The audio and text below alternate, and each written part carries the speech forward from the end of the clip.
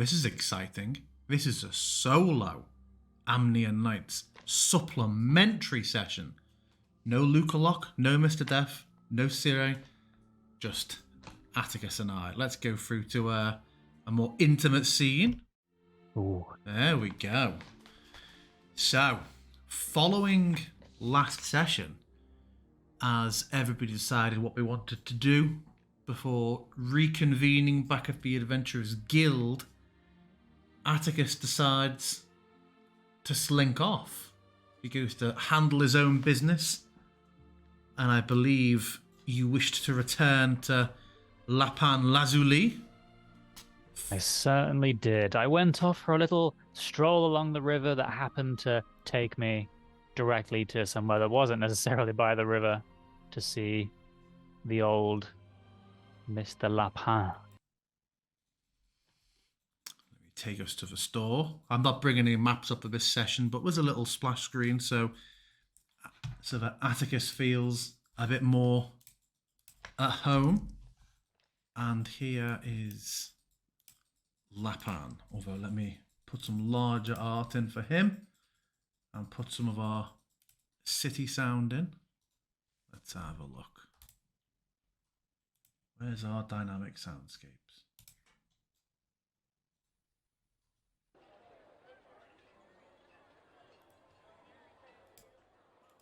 I'm going to turn it down a little bit.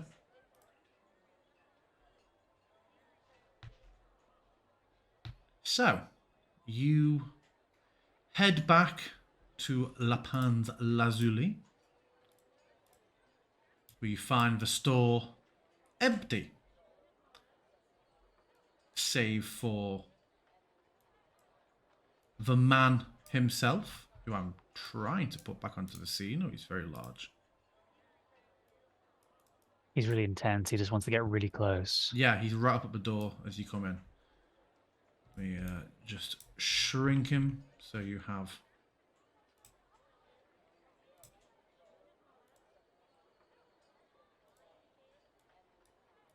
There we go, yeah. But you find yourself back in Lapan Lazuli.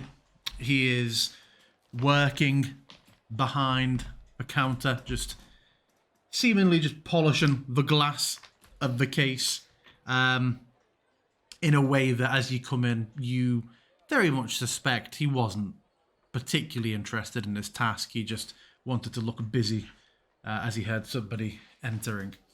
But he looks up at your arrival and sort of his eyes linger behind you for a moment to see if any others are intending to follow you in. I trace his eye line and make sure that I turn and close the door behind me. Mr. Lazuli. Ah, very good. I was beginning to worry that you would not take the opportunity. I'm not really sure how I could resist. I've never been approached in such a way. The one we serve has very direct and very discreet ways of conveying messages to and between his chosen. It is my great privilege to be chosen to convey his words to you. So that's how you knew. Indeed. You received a message pertaining to me. I did indeed. Curious. I have served our master for a number of years now. It is by his generosity and wisdom that I come to find myself afforded the comfortable position that I am. And small matters of service I conduct most eagerly when called upon. And this is how I came to know of you. Kurigalzu came to me and bade me give you a task and, understandably also, a reward. I'm all ears. There is a man who lives in the city, an affluent man who has displeased our master. He would have you bathe your blade in him, remove his taint from the city. I do not fully understand the reasons why, but the one we serve has machinations that are many steps and far more complex than you or I could ever hope to comprehend, yes? But I certainly don't understand it, but I'm sure I don't need to. this man is a high-ranking noble, not on the council itself, but he has influence in mining industries, I am led to believe. He has business in Tefir and Sembia, and his trade comes through the city in a way that clearly does not fit the machinations of Kudagalzu.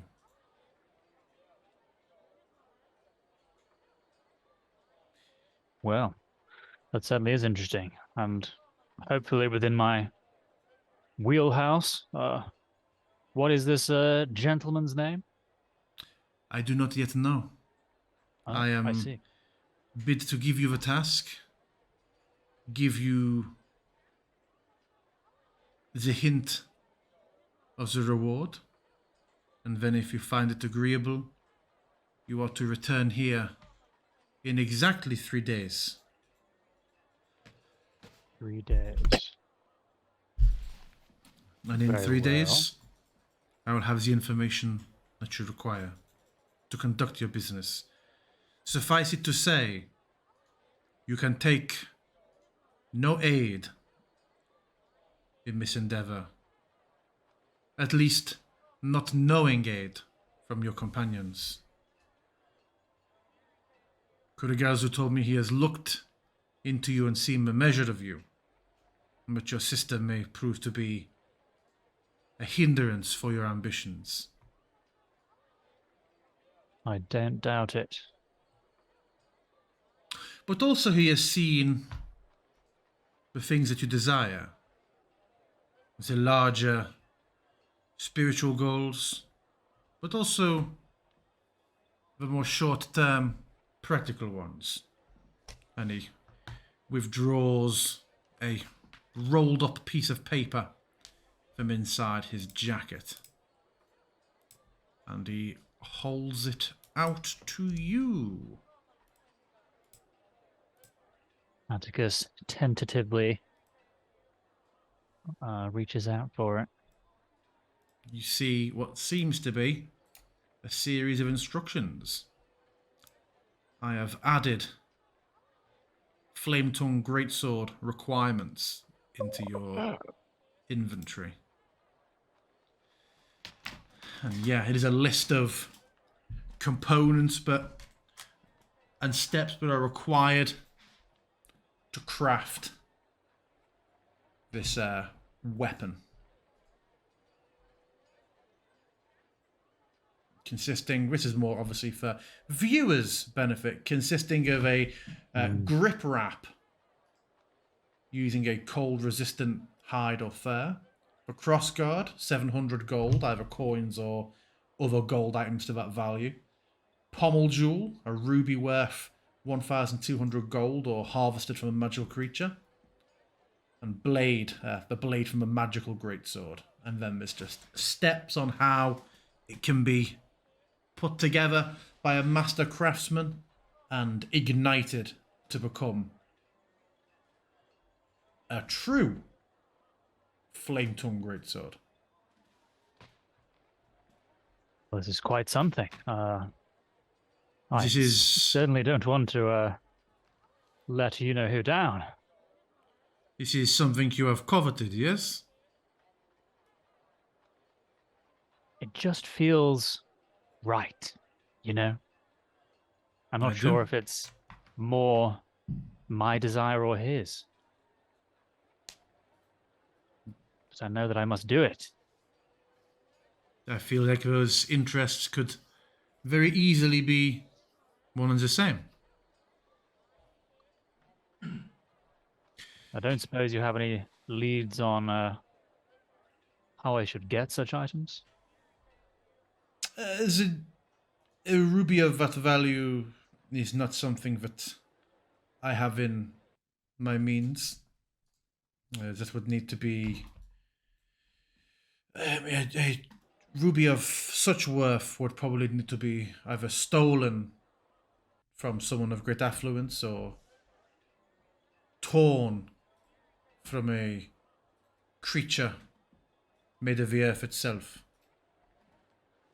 As a blade, expensive but easy enough. Any magical great sword could be used. The crossguard, gold is gold. I feel that the most challenging steps may be imbuing the blade once it is assembled. It's certainly not a cheap shopping list, but I'll bear it in mind. It might take me a little while, that's all. I'm not very liquid right now, if you know what I mean. I forgive me, but I smelt yourself and your companions each time you've arrived in the store. I fear you. It is clear you have not seen a bathhouse in almost a week. It's been a very active couple of days. Once will... your standing has increased in the city somewhat, there is several resplendent bathhouses that I would highly recommend. And I assure you, my standing will increase. But for now, I shall deal with that situation more cheaply. The steamed method is a good place when you have the coin. It's on the border of the gem for district. A future day. The steamed method.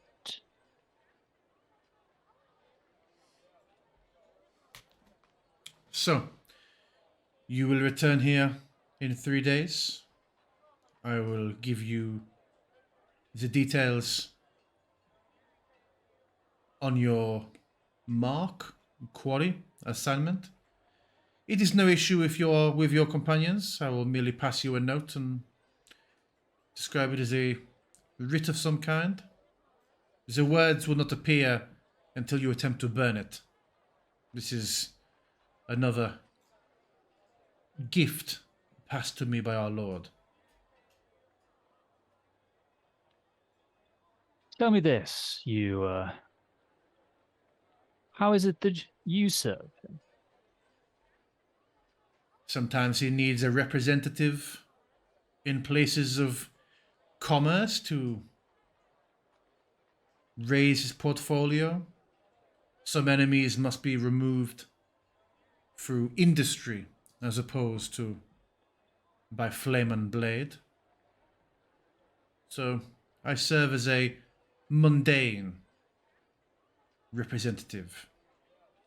Violence, not particularly my skill, but ambition and commerce is my magic. We certainly share the trait of ambition, that's for sure. How did you come to be in his service? How did you meet them? I sought rituals to gain wealth and to raise my standing. Sounds awfully familiar. I butchered the process. As I said, magic is not my forte. I made a complete swine's ear of it. But I had performed enough of the ritual to gain a sliver of his attention. And he came to me later that day in a more everyday guise than the ritual led me to believe I would be calling forth. He appeared as just a man at first, but his power was evident enough, and he took me into his service. Do you know what he is? He is a higher being of great power. I'm just a little From new to this, talking that's to him, all. it is clear that he firsthand has seen centuries upon centuries. He mentioned in passing once a region and corrected himself. When I looked it up, it was a small region that has changed names several times in the last 600 years. So his lifespan clearly stretches back. Curious. Well, I suppose that's all academic, really. It's the means to an end that I'm concerned with. What end do you see for yourself? I seek to gain what is owed to me. Is this a specific grievance or more a railing against the way of the world? I suppose you could call it more specific. I should be following in my father's footsteps, prelate of the Order of the Radiant Heart. And yet, here I am, rejected, practically destitute, and having to make my own way. Sufficient fealty to our Lord, and you will find the Radiant Heart obeying your commands before long.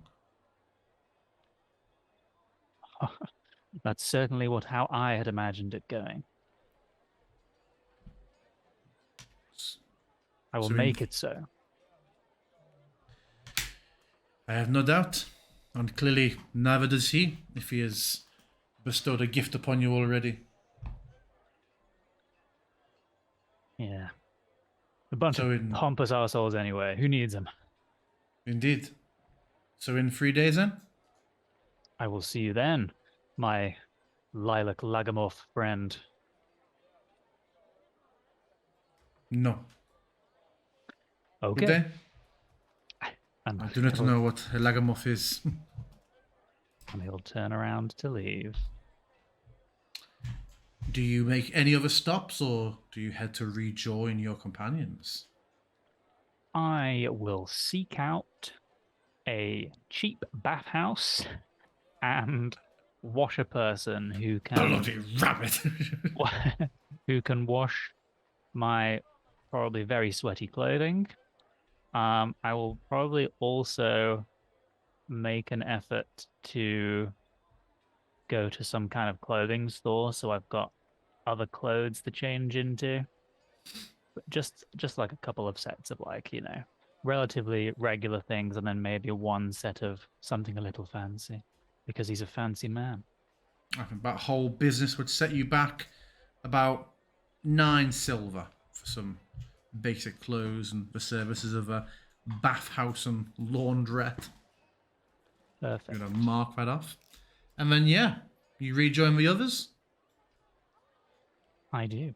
And that's where we will rejoin the group for the main session, which for us is in 1 hour. For viewers, I don't know how I'll throw this in as a supplementary session. But yeah, this was a short supplementary solo Amnian Nights. And we will see you in the main session.